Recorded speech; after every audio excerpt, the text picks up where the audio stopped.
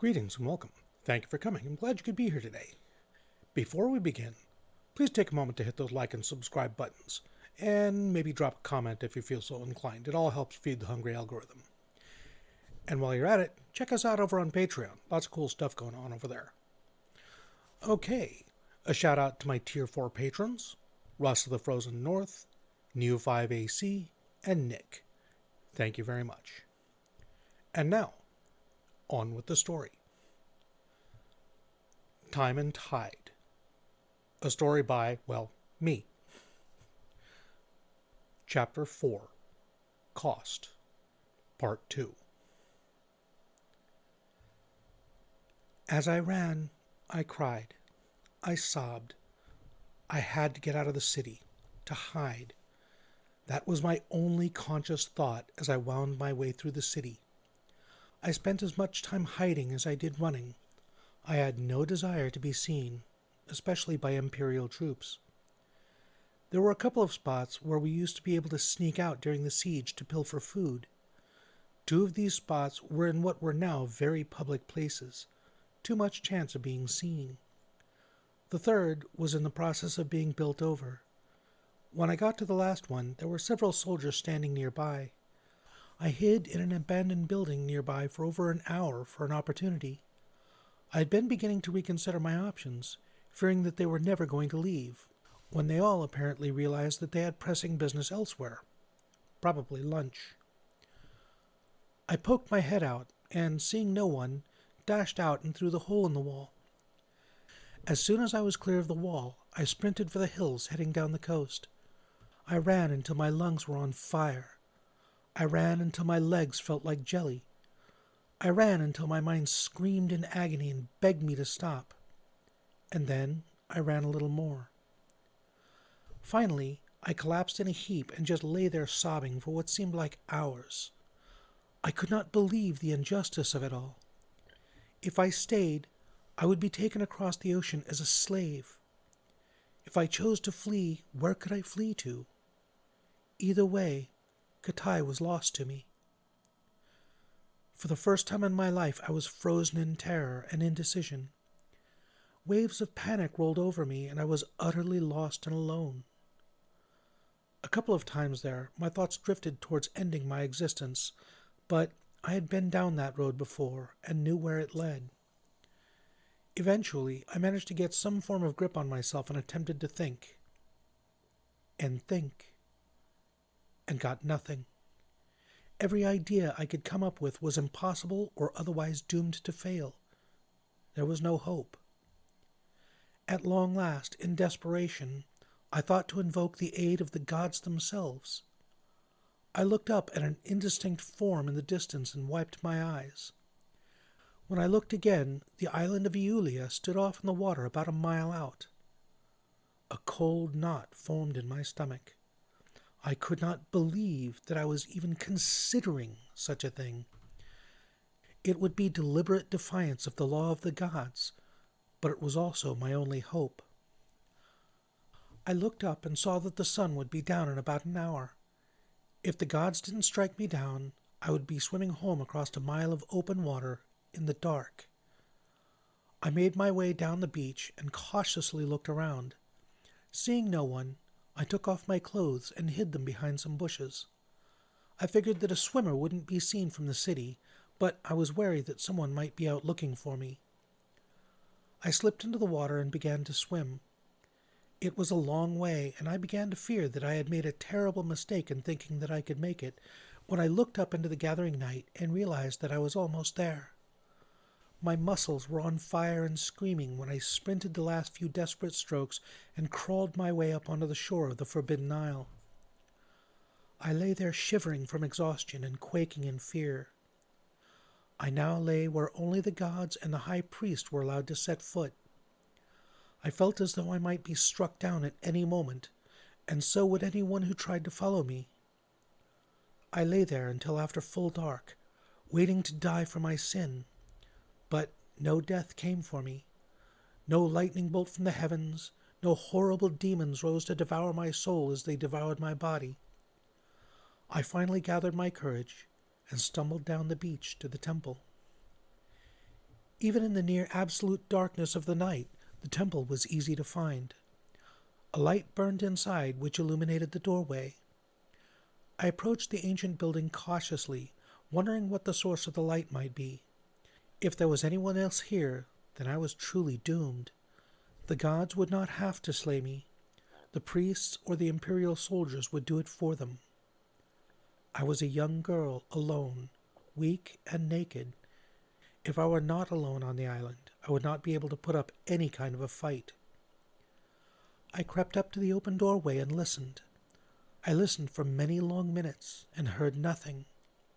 Satisfied that nothing was moving within, I crept softly inside. I found myself in a hallway that stretched off at right angles to the door along the front wall of the building. There were no torches present. The light there seemed to filter in through the doors at either end of the hall. I went to the right, creeping quietly. Just because no one was making any noise didn't mean that no one was there. I reached the door at the end of the hall to find, to my astonishment, that instead of letting into another hallway, it led into what appeared to be a natural tunnel going further back than I could see. The light seemed to be coming from everywhere within, glinting off rock facets and crystals. Somewhere ahead of me I could hear an occasional drop of water and knew that that was my destination. I went forward as quietly as I could, my heart hammering in my throat, fearing that each beat would be the last. The tunnel stretched on for perhaps 1,000 feet and opened up into a cavern about 200 feet across. The cavern was well lit, but there were no torches or lamps anywhere at all. All light appeared to be emanating from a large pool of water directly in the center of the room. There wasn't a soul here except for me, and I breathed a small sigh of relief. Across the cavern, I could see another tunnel heading back the way I came. I reasoned that it went to the other end of the hall at the entrance. Emboldened by the fact that I was still among the living, I stepped out of my hiding place and walked across to the pool. The cavern floor around it was relatively smooth, almost polished. The water, whilst it seemed to glow, was the clearest I'd ever seen. I could see that the pool itself was perhaps only waist deep at its deepest point. I'd expected to find an altar of some sort, but the cavern was utterly devoid of any sign that man had ever set foot there. There was a feeling in the air, almost electric, a serenity and otherworldliness that went to the very soul. I knew as soon as I set foot inside the chamber that this place was holy. This was it. I had finally arrived at what I'd come here to do, and I was almost too terrified to do it.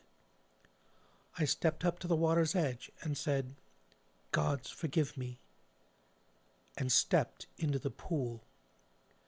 My mind cried for me to come to my senses and get out of the water, but it was too late. I was already in the water. I found a spot that was about hip deep and kneeled down in reverence. The water was warm, and I could feel strength ebbing into me from it as I knelt in prayer. I prayed hard, harder than I'd ever prayed before. I begged the gods to protect me, mind, body, and soul. As I prayed, I began to feel as though I wasn't alone in the room. Pausing in my prayer, I looked around and saw no one but myself. Just nerves, I thought, and went back to my prayer. Again and again, I begged and prayed for the gods' protection. Then, several things happened at once. From somewhere, an unfamiliar voice spoke. I had no time to hear what was said, because at the same instant I felt a pair of hands wrap around my ankles and yank them out behind me, pitching me on my face. Simultaneously, another pair of hands pushed down on my shoulders, pushing me to the bottom of the pool, and held me there. My mind screamed in abject terror, and my body followed suit.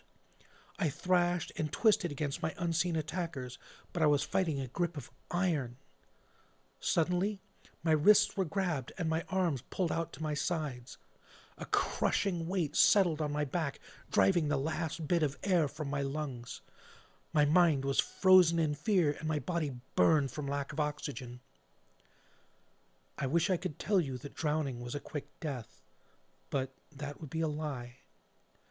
I was held there for several minutes as I struggled more and more desperately. The pain was indescribable. Finally, the weight on my back suddenly disappeared and my body reacted in the only way it could. I could feel my body begin to convulse as my lungs filled with water. The world began to fade and go black. I was dying. I was dead.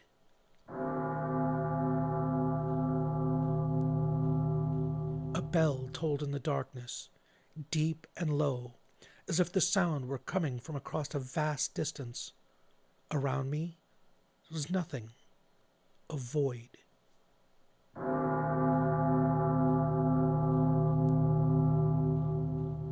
A bell tolled in the darkness, a little closer. A sheet of fire rose across my vision and faded just as fast. If I'd had a body, it would have evacuated itself at the sight in fear of the hell that was just hinted at. A bell tolled in the darkness, a little closer. A blinding light, a holy light, filled the void and my heart for a fleeting moment, and was gone.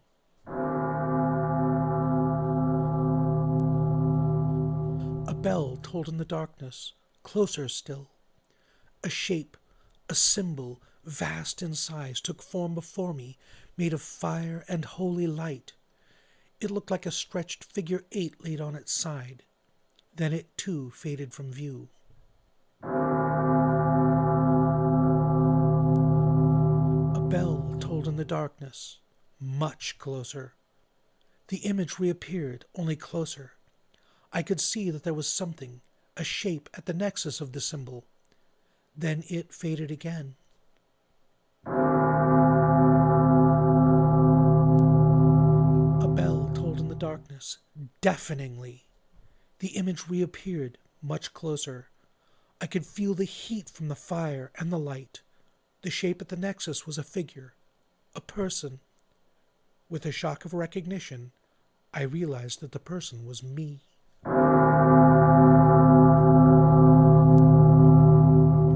A bell tolled in the darkness, accompanied with a feminine voice which said, "It is done."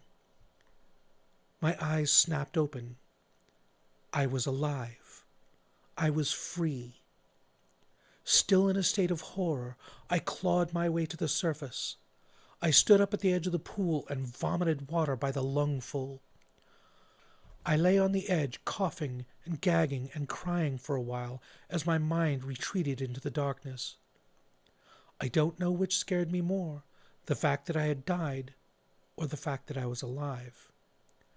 I was as weak as a newborn lamb, and it was everything I could do to keep from sliding back into the water. I don't know how long I laid there hanging on for dear life, but I began to hear a scrabbling sound in the distance, as if someone were coming down the tunnel. I was too weak to care. A voice called my name, and then strong hands hauled me out of the water and rolled me over. I found myself staring up at the most beautiful sight I had ever seen. Anai, standing above me like a rescuing angel. "What the hell are you doing here?" he screamed at me. "Have you gone completely mad? Are you trying to get yourself killed, or worse?" I couldn't answer him. I couldn't even meet his gaze. A tidal wave of shame, grief, and fear washed over me, and all I could do was weep. I could not believe the things that I had said and done this day. My defiance, my presumption. How could I presume that my life or freedom was more important than the survival of our civilization? How could I have defied Ata and said the things that I had said? All the things that I had learned and relearned, and I had simply turned my back on all of it and run away. I had presumed upon the gods themselves, and they had reached down and spanked this offensive child with prejudice. I wouldn't find out until much later just how much prejudice. Anai simply held me through the night as I cried myself out. He did his best to comfort me, but I was inconsolable. I had defied the most powerful empire on earth. I had defied the gods themselves. The one person that I simply could not defy was my Ata. It was hours before I managed to cry myself out. When I had, I knew what I had to do. There was simply no choice. I had to face Ata. I couldn't leave with what had happened, knowing that we might never see each other again. I sniffled and dried my eyes, and then looked up at Anai, and suddenly realized that I was stark naked, lying in the arms of a man in what was probably the holiest sight on earth. I turned beet red and curled up, trying to hide my nakedness. I honestly have no idea why I was suddenly so self-conscious about it. Over the course of 3 years, Anai had seen me naked many times. We had changed together and bathed together, but I could not help the feeling. Fortunately, he seemed to notice my reaction. He turned and grabbed a sack that was laying behind him, and from it pulled a blanket. I accepted gratefully and wrapped it around myself. "Have you any idea how scared I was?" he asked. "I thought you were dead for sure, and you still might end up that way, and me alongside you if we don't get out of here. Now!" He didn't ask what happened, and I was too terrified to speak of it. He got up and helped me to my feet, and I leaned on his shoulder as I staggered back up the tunnel. "How did you find me?" I asked, confused. I had figured that this would be the last place on earth that anyone would have thought to look. Anai gave me a very curious look and replied, "When Ata told me you'd run off and why, I went to the temple to see if you'd taken sanctuary there. When I'd asked the high priest, he got a sudden look of alarm and ordered me to come here. He told me to wait till night and smuggle out a small boat. I don't know why, he just seemed to know that you'd be here. He told me to come get you and be off the island before first light, which is going to be very soon, so we need to move." We broke into a run, fear propelling us. When we got back to the entrance, it was still dark out, but the sky was beginning to show the first hints of false dawn. "Hurry! This way!" he said in a loud whisper. I followed him as we ran a little way down the beach. Through the gloom, I could see the outline of a small boat pulled up onto the beach. I tossed the blanket into the boat and helped Anai drag it back into the water, climbed in with him, and we rode like hell itself was after us all the way back to the mainland. By the time we got back to shore, false dawn was already brightening the sky. Fortunately, a boat that small would be nearly impossible to spot at this distance in the dim light. We beached the boat and hid it back up in the trees, then spent 2 hours looking for where I had hidden my clothes. It would be very difficult indeed to explain to anyone who might see us that I had been out all night with a man and was now returning home with no clothes on.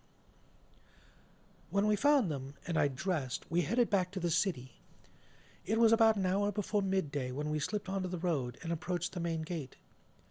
I was terrified that the guards would query us about where we'd been coming from, but they merely searched us for weapons and passed us through.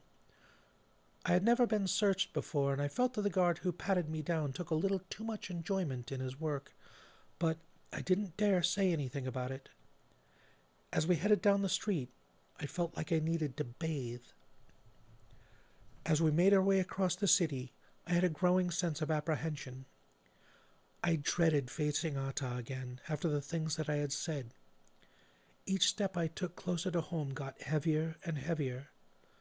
What had happened to me in the cave would pale in comparison to what Ata would do to me, I feared. When at last we arrived at home, and I stopped at the gate, smiled, and said, "Just call me when it's safe to come in, and I'll come help see you off." I looked into his eyes and saw the fear and regret in them, feelings that were mirrored in my own. Here was the man whom I'd grown up with, who I fought side by side with, cried with, nearly died with on many occasions. I had shared my deepest thoughts, hopes, and fears with him. I loved him so very much, but fate had made sure that nothing could ever come of it. This, I felt, was perhaps the most tragic thing about it, and I was almost overcome again. Finally, I turned and went in. My feet were very near to quaking as I stepped into the house. Ata sat at the table and stood when he saw me. My heart caught in my throat. I had no idea what to say. All I could do was stand there and wait for him to cast me out, an orphan with no house. "I knew you would return," he said, his voice gentle and sad. "I knew you would do the right thing in the end. I even gathered your things for you." In the corner were 2 small bags. All I would be able to take with me from this life would be the content of 2 small bags, not more than 2 changes of clothes and a couple of toiletries. Turning again to Ata, I could see the loss in his eyes already, could see the fight to keep his emotions in check, a fight that he lost in the end. "Maia," he said, as his voice finally broke a little, "please tell me you can forgive me. I cannot bear to see you go from this house like this. I love you too much for that." He held open his arms, and I ran into his embrace. "Me forgive you?" I asked through my own tears. "I came here to beg your forgiveness. After the things that I'd said, I didn't think there was any hope of me getting it." "You had every right to be angry. You still do. What's happening isn't fair, but life seldom is. The world is a hard and dangerous place, and you need to learn to accept things you cannot change. It's a harsh and terrible lesson, but there it is. God's Maia, you know if there was any other way, Illimek and I would have taken it." There was nothing more to say. I knew that we had forgiven each other. We just held each other for a while, knowing that this might be the last time we would ever be able to do so. Ata broke the silence first. "Just promise me one thing," he said. "Promise me that you will serve with honor, that you will keep your wits about you, and that you will stay alive, so that in the end you may come home." I nodded and said, "Yes, Ata." He held me at arm's length and said, "Then let us go and find Anai. I have some food ready. I figured you would be hungry. We have time for one last meal before you go." It was a modest meal. Food was still a little scarce. The 3 of us made a little small talk, but there wasn't much left to say. I think we were all afraid to think of it anymore. When we'd finished, I helped clear the table for the last time. I walked around our house one last time, burning every detail of it into memory. Finally, Anai picked up my bags, and with one last backward look, we headed for the harbor. We found the harbor bustling with activity. The shipyards had gone back into full production, swelled mostly by Imperial soldiers for the moment. A large number of smaller boats were making their way out through the Lemire, loaded with supplies and people. The Lemire gates, which had been badly damaged during the war, had been taken down and dragged ashore and were being repaired.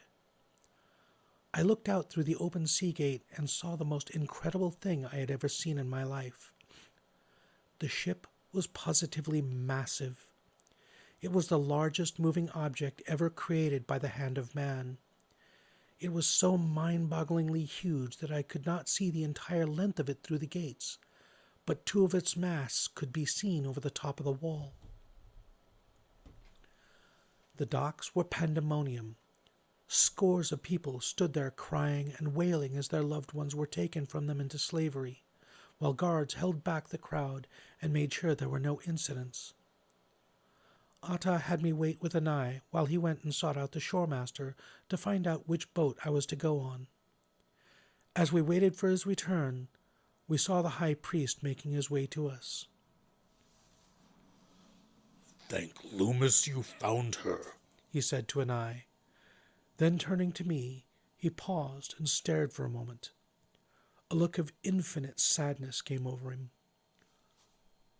"So, it has happened then," he said.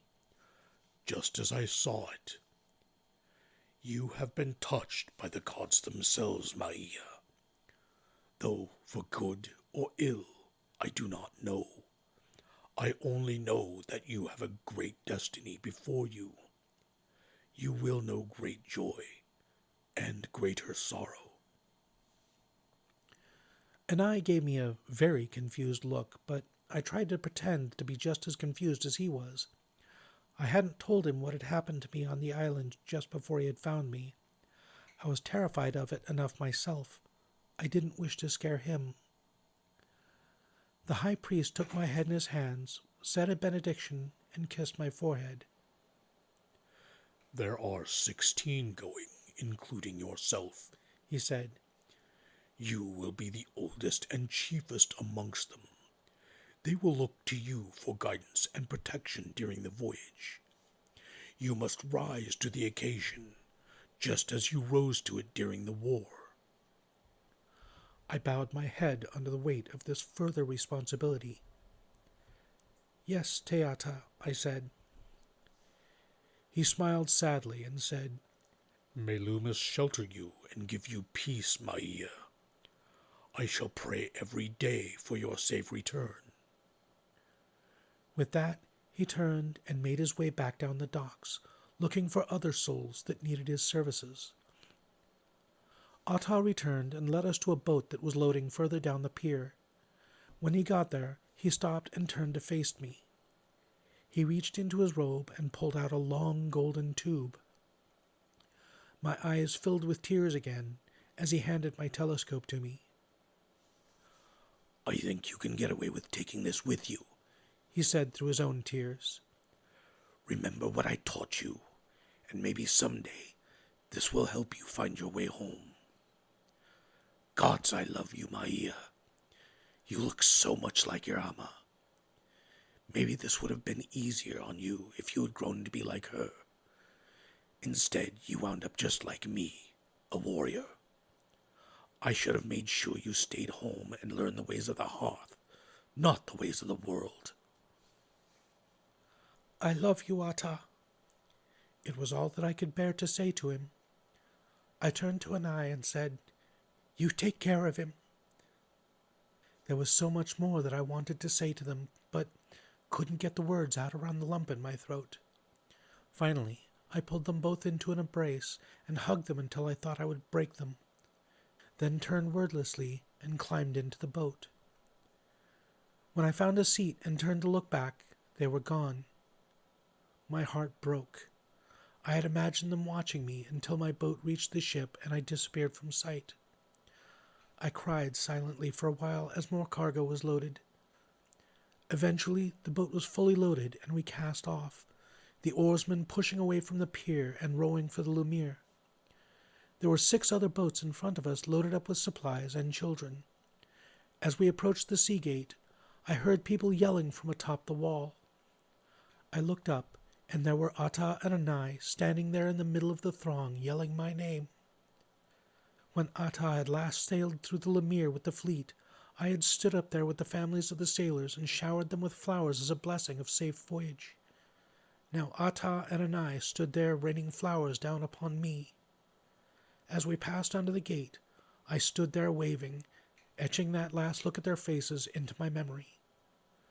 Anai climbed up onto the arrow shelf where we had once hurled our defiance at the enemy and kept waving at me. When I finally turned around, I gasped, awed by the sheer size of the ship in front of us. Anai had not been joking. It was an imperial trimaran more than 400 feet in length. She had 3 of the tallest masts I had ever seen in the center, and 2 slightly shorter masts on each of the outer hulls. It looked like they had used entire trees to make them, for they stood over 100 feet in height. The rigging was like nothing I'd ever seen before. I didn't think that there had been that much rope in the entire fleet that had left almost 4 years ago.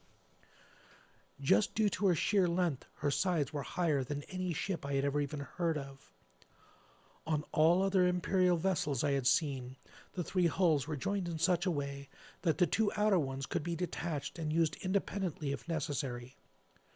On this Leviathan, the hulls were permanently joined together by a section that appeared to be 2 decks deep.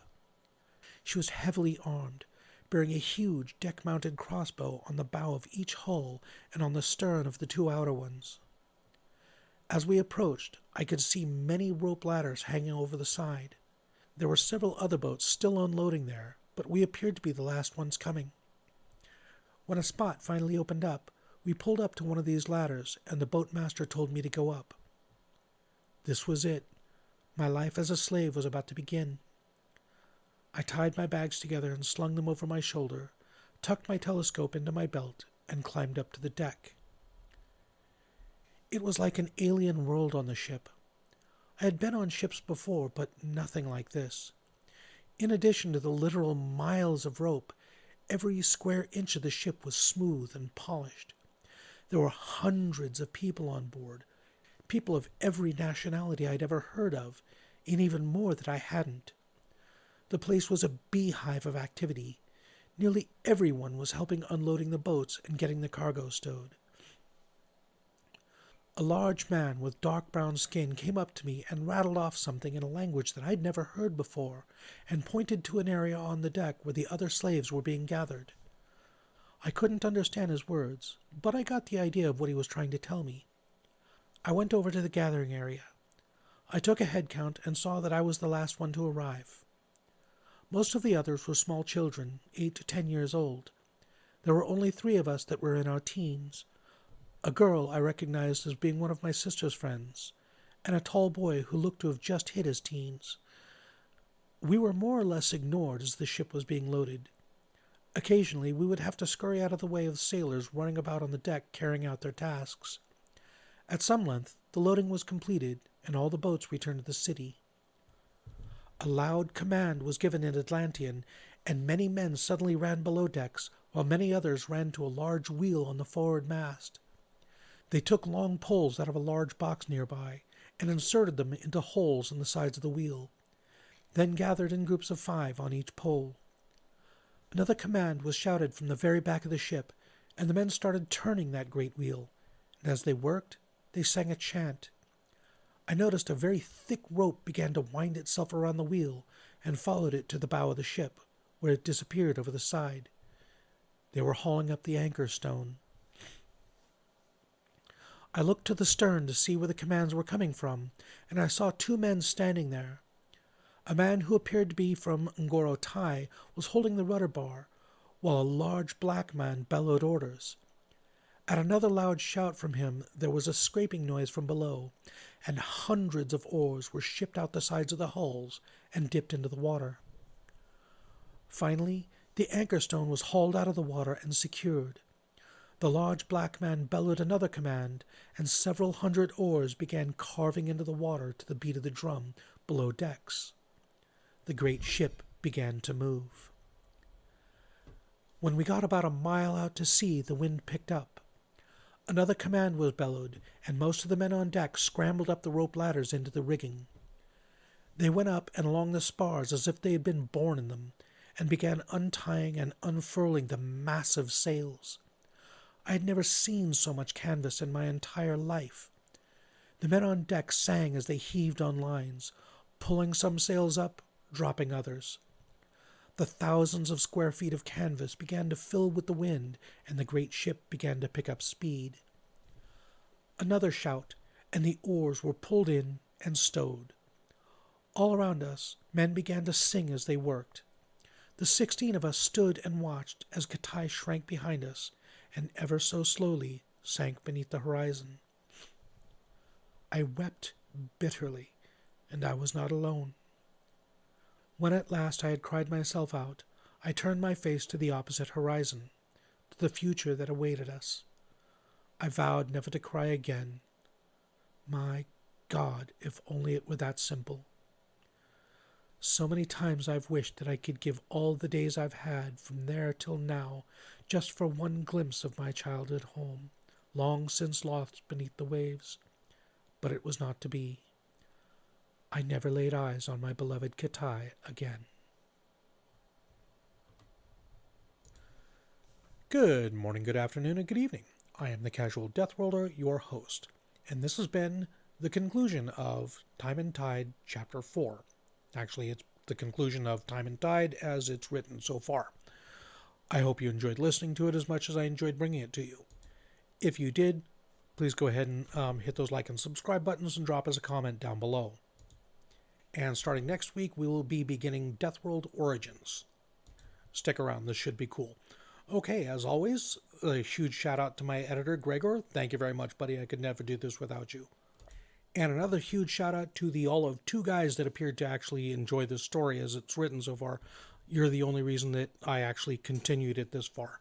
So, thank you very much, gentlemen. And one last shout out to the Tech Sydney crew. You know who you are, though I don't know if you're actually listening to this particular story. And now, question, who's got the question? Okay, maybe not so much a question. Jokes. Specifically, dad jokes. Give us your best dad joke. Let's hear it. This should be highly entertaining and mildly painful. All right, leave your answers in the comments down below. Be safe. Be well. I'll see you next time. I love you all. Bye-bye.